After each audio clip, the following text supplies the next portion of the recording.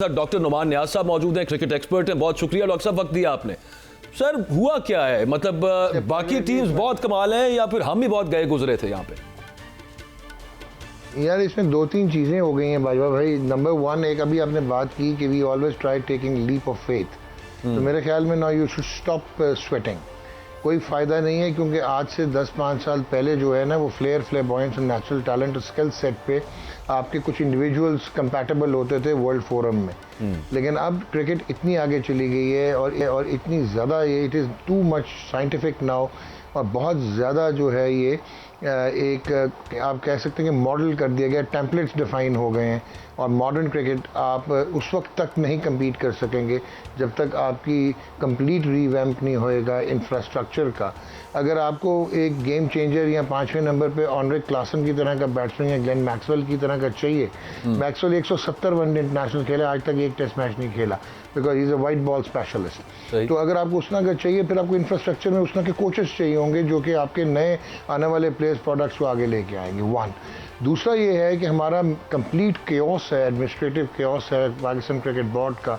अगर आप देखें 1 साल होने को जा रहा है और एड हॉक है। इनसे अगर आप वर्ल्ड कप जीतने की बात करते हैं, लेकिन आपकी मैनेजमेंट से अब तक एक बोर्ड ऑफ गवर्नेंस नहीं बना और इलेक्शंस नहीं हो पाए चेयरमैन के या पीसीबी के, तो हाउ कुड यू इमेजिन कि इस मॉडर्न कॉर्पोरेट वर्ल्ड में जहाँ पे क्रिकेट अब एक इंडस्ट्री है, एक प्रोडक्ट है, एक ब्रांड है, जिसके साथ इंटेल्ड बहुत सारे और लवाजमात हैं, और आप जो हैं वो एडहॉक के तरीके से विम्जिकली चलाते हैं।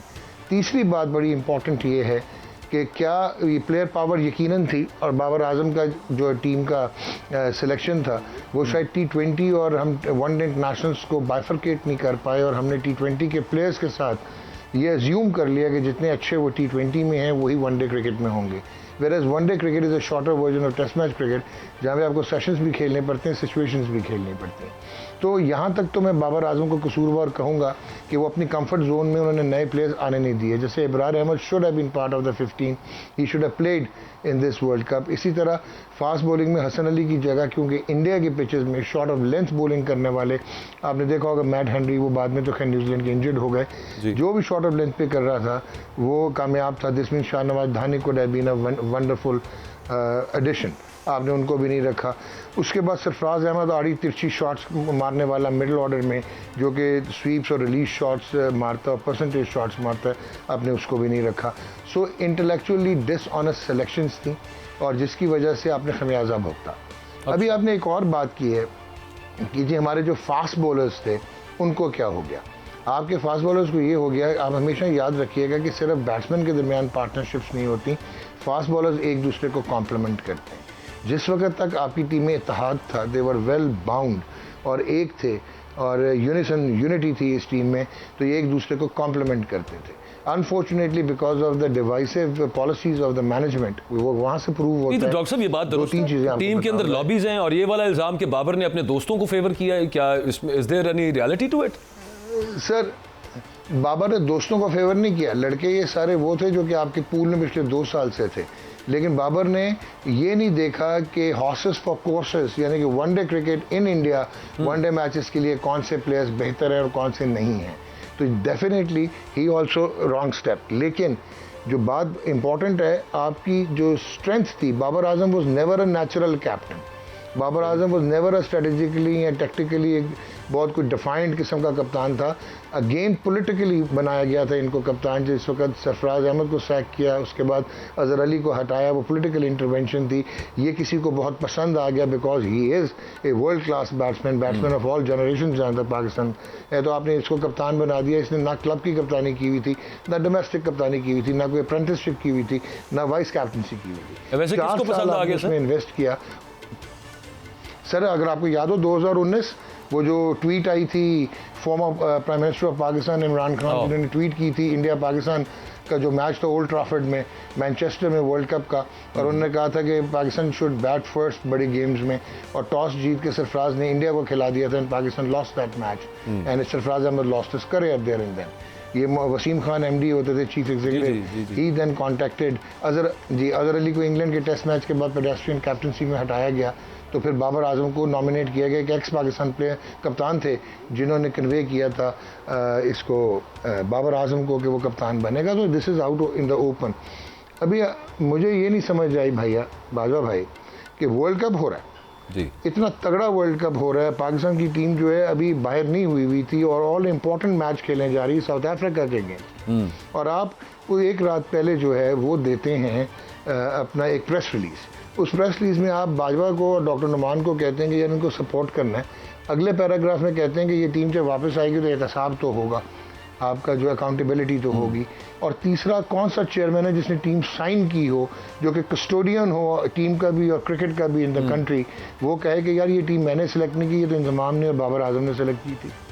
तो ये प्रॉब्लम क्या था, ये टारगेटेड रिमूवल हुआ है बाबर आजम का, और इसके पीछे एक बैक एंडेड स्टोरी है बड़ी मज़े की, जिसकी वजह से टारगेट किया गया। अच्छा, प्रूफ कैसे होता है कि ये टारगेटेड है? कि वो लैंड करता है, उसको कहा जाता है आप रिज़ाइन कर दें।